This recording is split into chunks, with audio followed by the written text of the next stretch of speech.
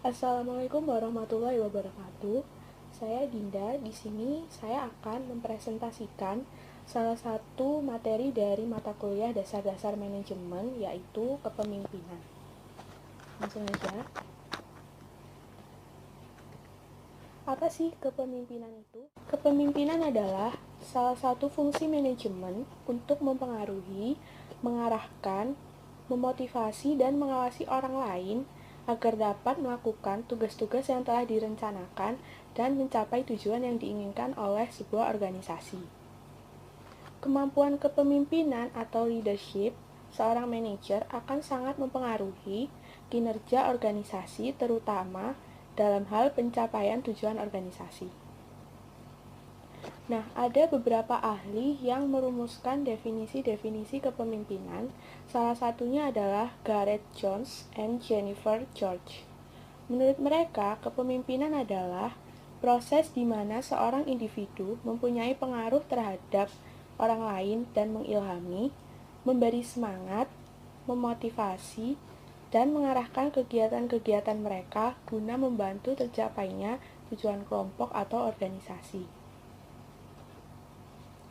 Pada dasarnya, fungsi kepemimpinan memiliki dua aspek. Yang pertama, fungsi administrasi, yakni mengadakan formulasi kebijaksanaan administrasi dan menyediakan fasilitasnya. Yang kedua, fungsi sebagai top management, yakni mengadakan planning, organizing, staffing, directing, commanding, controlling, dan sebagainya. Lalu ada fungsi kepemimpinan. Yang pertama, fungsi instruktif, yaitu sebagai komunikator, melakukan perintah yang berupa isi, cara melakukan, waktu pelaksanaan, dan tempat melakukan perintah agar keputusan terwujud dengan efektif. Artinya, pemimpin berfungsi untuk memberi perintah dan yang dipimpin berfungsi melaksanakan perintah pemimpin. Yang kedua, fungsi konsultatif. Pemimpin menggunakan fungsi konsultatif yaitu dapat berkomunikasi dua arah. Tujuannya adalah sebagai upaya menetapkan sebuah keputusan yang membutuhkan pertimbangan dan konsultasi dari orang yang dipimpinnya. Yang ketiga, fungsi partisipasi. Fungsi partisipasi adalah pemimpin bisa melibatkan anggotanya dalam proses pengambilan keputusan ataupun dalam pelaksanaan keputusan. Yang keempat, fungsi delegasi. Pemimpin memiliki fungsi delegasi yaitu suatu bentuk kepercayaan seseorang pemimpin kepada seseorang yang diberi mandat untuk melaksanakan dan bertanggung jawab atas pelimpahan wewenang. Dan yang kelima, fungsi pengendalian. Dalam melaksanakannya, pemimpin dan kepemimpinan juga bisa melakukan bimbingan, pengarahan, koordinasi, dan pengawasan terhadap kegiatan para pengikut atau bawahannya. Nah, tujuan dari kepemimpinan sendiri itu yang pertama, memotivasi orang lain. Untuk memotivasi orang lain atau mempertahankan dan meningkatkan motivasi dalam diri mereka, bukan hanya untuk mewujudkan tujuan perusahaan, namun juga memotivasi orang-orang yang berkaitan dengan organisasi atau perusahaan. Artinya, pemimpin harus bisa mendorong pengikut atau bawahan untuk terus termotivasi agar tujuan tercapai. Yang kedua, untuk mencapai tujuan. Sarana untuk mencapai tujuan organisasi atau kelompok adalah kepemimpinan itu sendiri. Jadi, bagaimana pemimpin dan kepemimpinannya sangat mempengaruhi apakah tujuan perusahaan dapat tercapai atau tidak. Nah, yang selanjutnya adalah teori kepemimpinan. Ada 3. Yang pertama, teori orang hebat atau great man theory. Yang kedua, teori kepribadian atau trait theory. Dan yang ketiga, teori perilaku atau behavioral theory. Nah, teori orang hebat. Teori orang hebat ini berkembang sejak abad ke-19. Teori ini berasumsi bahwa sifat kepemimpinan dan bakat-bakat kepemimpinan dibawa dari sejak orang itu dilahirkan. Teori ini menganggap seorang pemimpin hebat akan muncul saat dalam menghadapi situasi tertentu atau situasi genting. Teori tersebut dipopulerkan oleh Thomas Carlyle dalam bukunya yang berjudul On Heroes, Hero Worship, and the Heroic in History. Yang kedua, teori kepribadian. Teori ini mempercayai bahwa orang yang dilahirkan atau dilatih dengan kepribadian tertentu akan menjadikan mereka unggul dalam peran kepemimpinan. Artinya, kualitas kepribadian tertentu seperti keberanian, kecerdasan, pengetahuan, kecakapan, kreativitas, rasa tanggung jawab, dan nilai-nilai lainnya dapat membuat seseorang menjadi pemimpin yang baik. Keberhasilan seseorang dalam kepemimpinan sangat tergantung pada sifat kepribadiannya dan bukan saja bersumber dari bakat manapun, namun juga berasal dari pengalaman dan hasil belajarnya. Menurut penelitian Lombardo 1983, terdapat 4 sifat kepribadian utama yang menjadi penentu keberhasilan atau kegagalan seorang pemimpin. Yang pertama, stabilitas dan ketenangan emosional, seperti percaya diri dan tidak mudah panik. Yang kedua, mengakui kesalahan, berusaha jujur dan tidak untuk menyalahkan siapapun jika memang pemimpin itu salah. Yang ketiga, keterampilan interpersonal yang baik, mampu berkomunikasi dan meyakinkan orang lain tanpa ada paksaan apapun. Dan yang terakhir, pengetahuan yang luas, mampu memahami berbagai bidang, tidak hanya beberapa saja. Dan yang ketiga, teori perilaku. Teori ini sebagai reaksi dari teori kepribadian. Teori ini berfokus pada perilaku para pemimpin daripada karakteristik mental, fisik, dan sosial mereka. Keberhasilan seorang pemimpin ditentukan oleh perilakunya dalam melaksanakan fungsi-fungsi kepemimpinan dan perilaku tersebut dapat dipelajari atau dilatih. Teori perilaku ini bertolak belakang dengan teori orang hebat yang mengatakan seorang pemimpin adalah dibawa dari lahir dan tidak dapat dipelajari. Teori perilaku ini menganggap bahwa kepemimpinan yang sukses adalah didasarkan pada perilaku yang dapat dipelajari dan bukan hanya dari bawaan sejak lahir. Yang ketiga, teori kontingensi. Teori ini juga sering disebut dengan teori situasional. Teori kontingensi beranggapan bahwa tidak ada cara yang paling baik untuk memimpin dan menyatakan bahwa setiap gaya kepemimpinan harus didasarkan pada situasi dan kondisi tertentu. Berdasarkan teori ini, seseorang mungkin berhasil tampil dan memimpin sangat efektif di kondisi dan situasi tertentu. Namun, kinerja kepemimpinannya akan menurun apabila dipindahkan ke situasi dan kondisi yang berbeda. Apa saja tanda-tanda jiwa kepemimpinan yang sebenarnya yang ada dalam diri kalian? Yang pertama, bisa melihat potensi seseorang.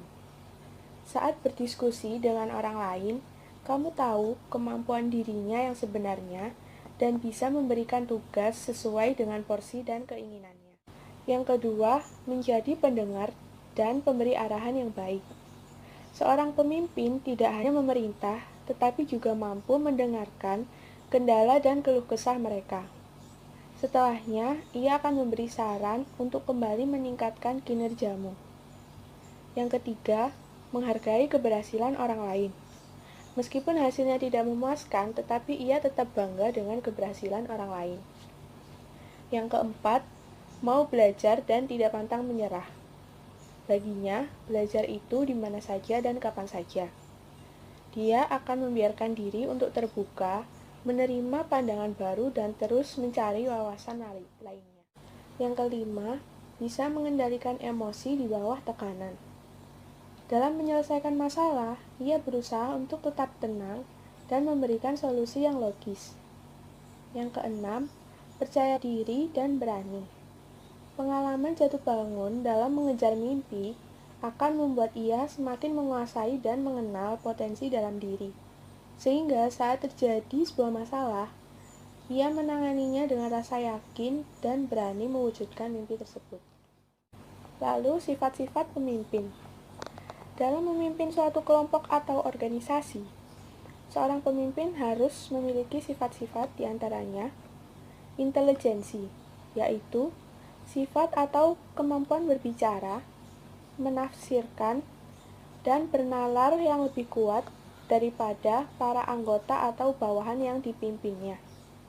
Yang kedua, kepercayaan diri, yaitu sifat yang berupa keyakinan akan kompetensi dan keahlian yang dimiliki. Lebih baik jika pemimpin memiliki kepercayaan diri akan skillnya.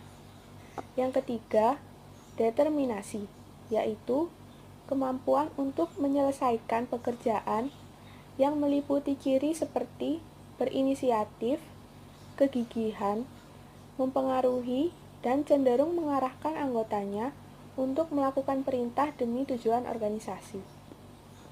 Yang keempat, integritas.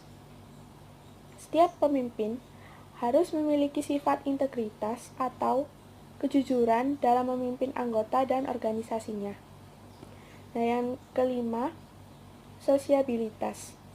Meskipun pemimpin merupakan seseorang yang harus memiliki ketegasan dan kewibawaan, seorang pemimpin juga harus mampu menjalin hubungan yang menyenangkan, ramah, sopan dengan anggota yang dipimpinnya atau dengan mitra yang dijalin dalam organisasinya. Gaya kepemimpinan. Dalam memimpin sebuah organisasi atau kelompok, setiap pemimpin pasti memiliki gaya kepemimpinannya masing-masing. Ada beberapa contoh gaya kepemimpinan yang dapat dijadikan referensi dalam memimpin organisasi atau perusahaan.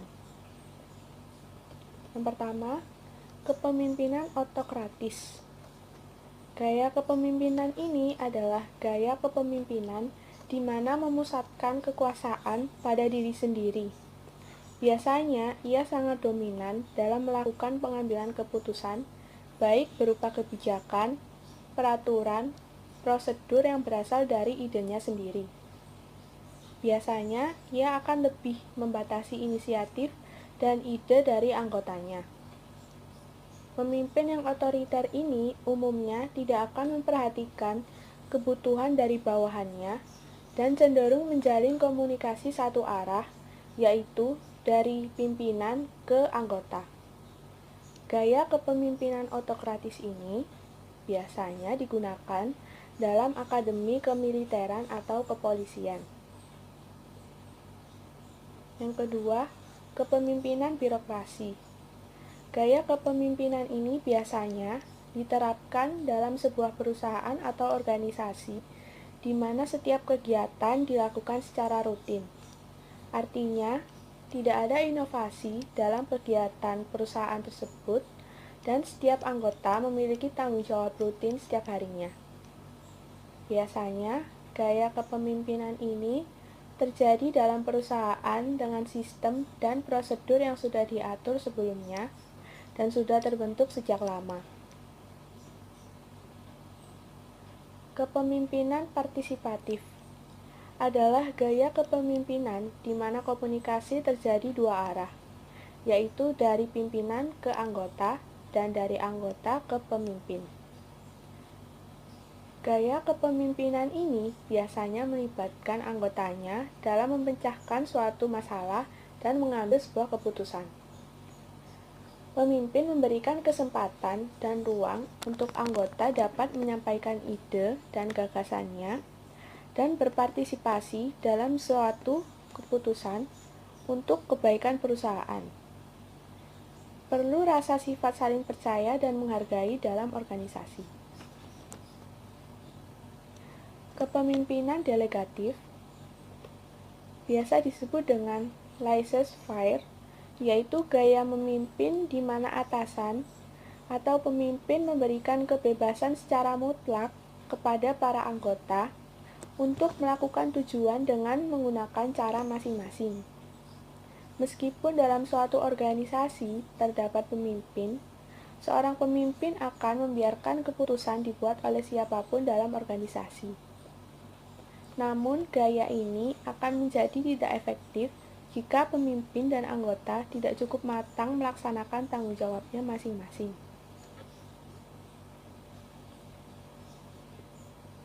Kepemimpinan karismatik.